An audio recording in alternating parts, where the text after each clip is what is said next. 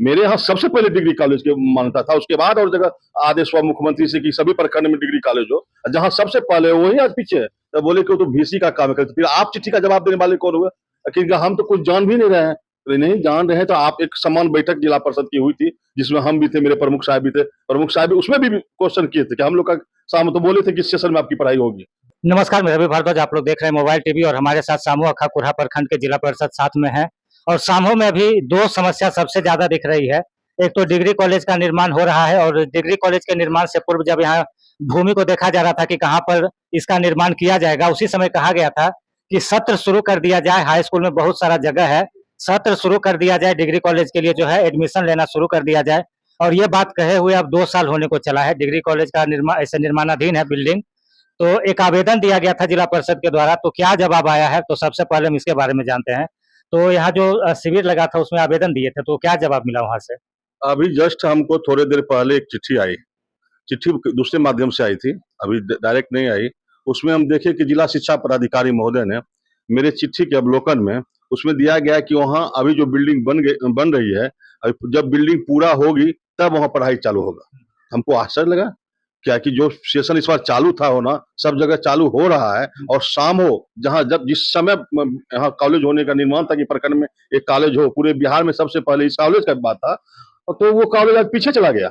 और जो कॉलेज जहाँ नहीं है वहाँ स्कूल में कॉलेज चल रहा है। तो हमको ऐसा लगा, हम इसी डर से इस बार इस मतलब जो बैठक हुआ, जो सरकार ने कहा कि आप इस समस्या को हल करेंगे, उस हल में इस प्रश्न को मैंने डाला था कि मेरा बच्चा कब से पढ़ेगा कॉलेज में, डिग्री कॉलेज में। उसका ही आज एक जिला शिक्षा पदाधिकारी के चिट्ठी से मेरे उस अवलोकन देखे तो हमको आज आश्चर्य लगा। तो हम उनको फोन भी किए कि सर आपके अवलोकन में मेरे सामो प्रखंड दूर है क्या? तो बोले नहीं नहीं, क्या बात है, बोलिए। तो आप ही एक चिट्ठी दिए हैं, अभी चिट्ठी आप हमको नहीं दिए, कल चिट्ठी मेरे पास आ चुकी है, आप ही का द्वारा ये है। तो बोल के हाँ ऐसा बात है क्या कि सामो का अभी नहीं हुआ है? बोले क्यों नहीं हुआ है?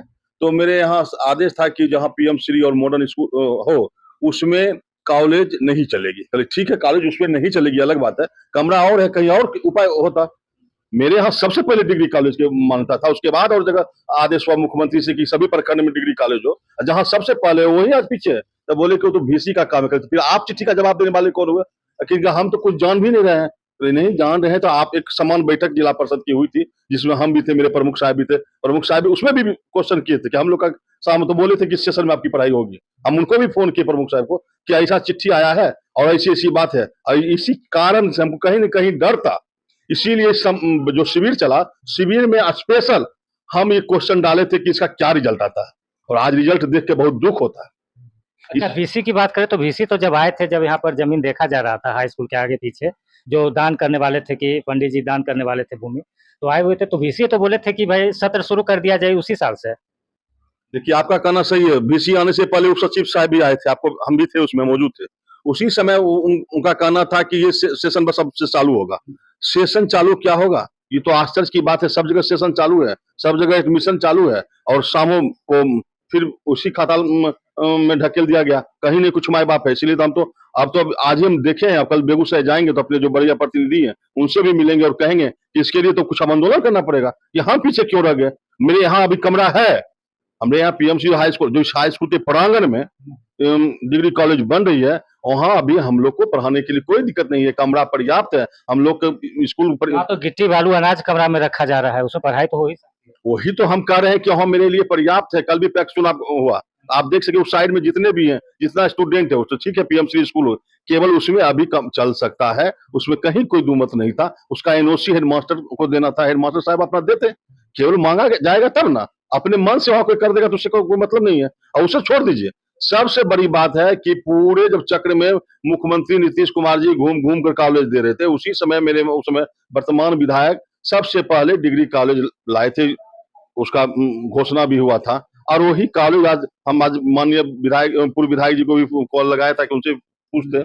माननीय माननीय विधायक जी को भी फोन करेंगे कि ऐसा हुआ है, ऐसा कहीं कोई बात नहीं है, केवल देख रहे हैं तो आश्चर्य लग रहा है आज। अच्छा, इसमें तो एक बात और हो सकता है, जैसे भवन निर्माण होता हुआ देख रहे हैं, तो था कि भूमि यहाँ पर पर्याप्त नहीं है। जो हमारा ये कैंपस है हाई स्कूल का, उसमें पर्याप्त नहीं है, इसलिए अलग से जमीन लिया जा रहा था। जब भूमि पर्याप्त नहीं था तो उस भूमि में भी समझिए कि 1/4 में निर्माण कार्य हो रहा है।